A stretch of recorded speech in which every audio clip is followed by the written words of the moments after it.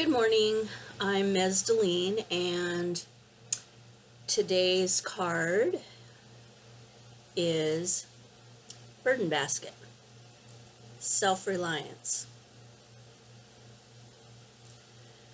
So when I drew Burden Basket, I thought it might be fun to show you what a real burden basket looks like, because it's an Apache basket, and I lived on an Apache reservation for many years, and this is a small version, and later I will tell you the story of the Apache burden basket.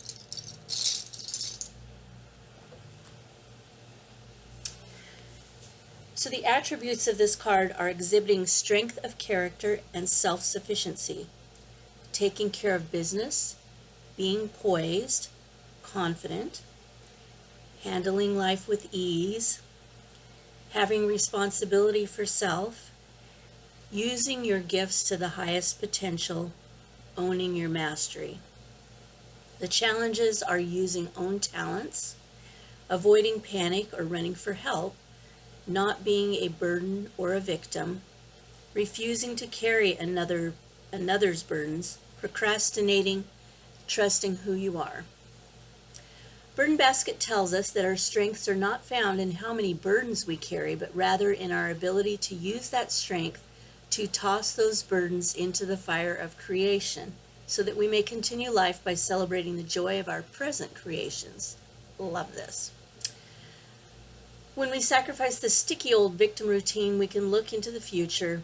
We can look the future in the face. Then it will be time to weave a new burden basket that holds different reflections of our burdens, our joy. When we acknowledge our ability to create our own joy through self-reliance, we are trusting the self. The poise and self-assuredness that accompanies this new sense of well-being is true balance. When we can drop the victim role in our shadow side and stand proud, we have learned how to carry our own burdens.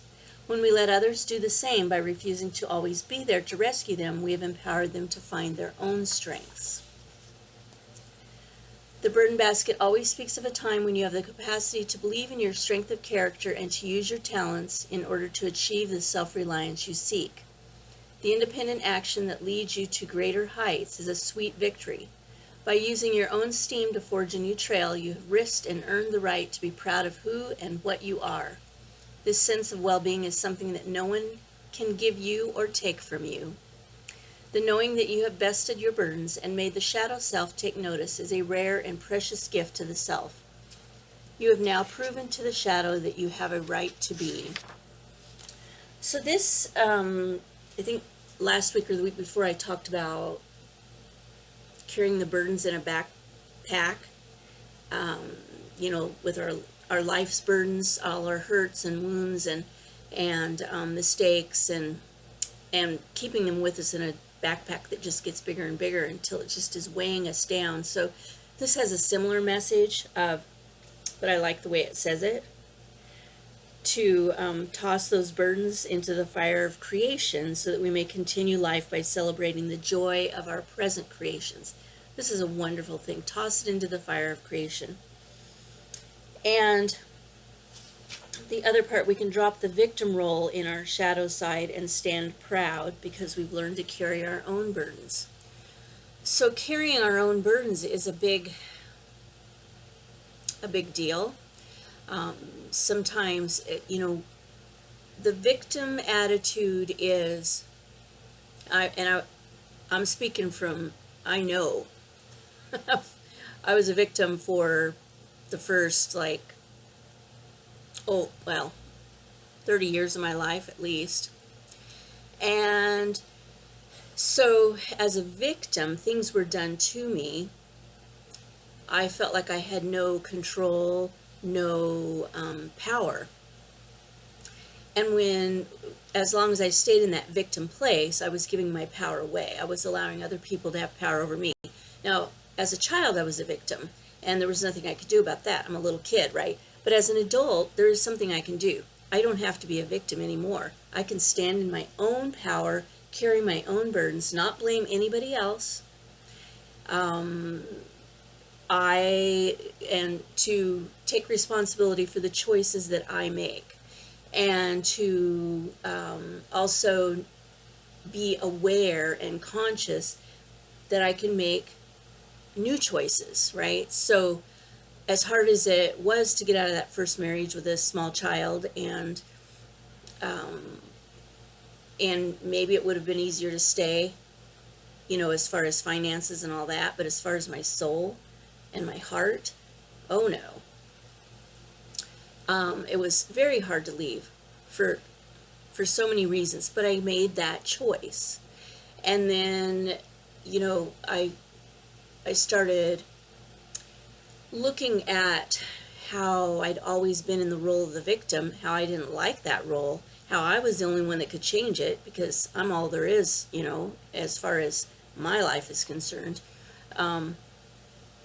And one of the lessons I learned was I was lying in the hospital and I was close to dying. Long story short, and the doctor wasn't coming, and my husband just stood there, and I couldn't even speak because I was in so much pain. And but in my mind, I was thinking, if he was laying on this table, I would be going and knocking on every door. I would drag the doctor by the ear if I had to get him in here to help my husband, right? But my husband didn't have that, I guess he was intimidated or whatever. And as I laid there and thought those thoughts, I thought, I am the only one who can take care of me in the way I need to be taken care of. Obviously, I always thought he would take care of me, but he didn't. And so that's just one example of many. But it was an awakening for me. It's like, oh, I get it. I need to take care of me. I need to carry my own burdens. And I was laying there, near death. I couldn't get up and take care of me. But I'll tell you what, from that day forward, I started looking at that, becoming conscious of that, starting to take care of my own needs instead of having the attitude that someone else needed to help me or needed to do it for me, right? So the burden basket is just a lovely, I love it so much because when I lived on the reservation, you can hear the little, this reminds me of another story.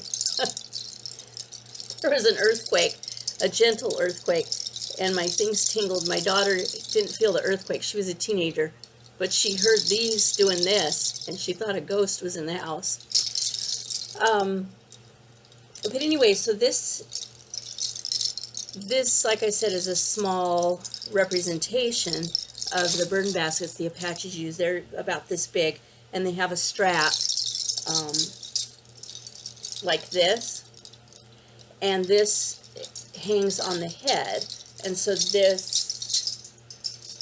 the basket, the leather goes across the head, the basket hangs on the back, and then they would pick the cactus fruit and put in their basket and carry other things in their baskets. I went to giveaways where there was great big burden baskets filled with food, with all kinds of gifts for a giveaway, and just 2 rows. It was just so amazing. And so the baskets, they carry burdens, like physical burdens, but in our metaphysical world, in the spiritual community, this also represents emotional and, other burdens, the inner burdens. And so when I used to have a women's circle, we hung a burden basket right near the front door. And as people came in, we asked them to place their burdens into the basket. And it doesn't matter if you have a burden basket or not, but you can do a meditation about placing the burdens, into a basket or into the earth or into the fire of creation or whatever, right? But it was fun to have the burden basket, this physical representation, right, of a place to put your burdens. And then I would tell people, and then if you want to, you can pick those burdens back up when you leave, as you go back by the basket, right? When I do group things like that, even in my belly dance class, not so much in belly dance class, but especially in my spiritual meetings and groups and circles that I lead, I ask that people leave their burdens at the door. And I do that in belly dance class too. People aren't quite as conscious sometimes, but most people are. And leave your burdens at the door. Leave all that outside pressure and all the things you have to do and all the whatevers at the door. You can always pick them up on your way out, right? And as you leave them at the door, you come into the space without those burdens, and you have at least an hour, or sometimes we go 2 hours in your life free of those external pressures, those external expectations, those burdens that we have volunteered for, jobs and kids and bills and whatever, right? We have a time out from that. And then after class or after the circle or whatever, being together with women, I know I don't feel like picking those burdens back up. Now, some of them I have to, I have to pay my bills or whatever, but it's such an amazing thing that happens, to take that conscious moment, take a few deep breaths, just imagine all your burdens going into the burden basket or going into the fire of creation, whatever, however you want to imagine it, and then going into this space with other people where perhaps a healing is going to take place, or an actual healing, hands-on healing. I think everything that there's so many different ways of healing, but allow yourself to experience that beautiful, divinely loving experience of a spiritual gathering or a fun belly dance class without holding those burdens on your back. Anyway, so that's what the burden basket's all about.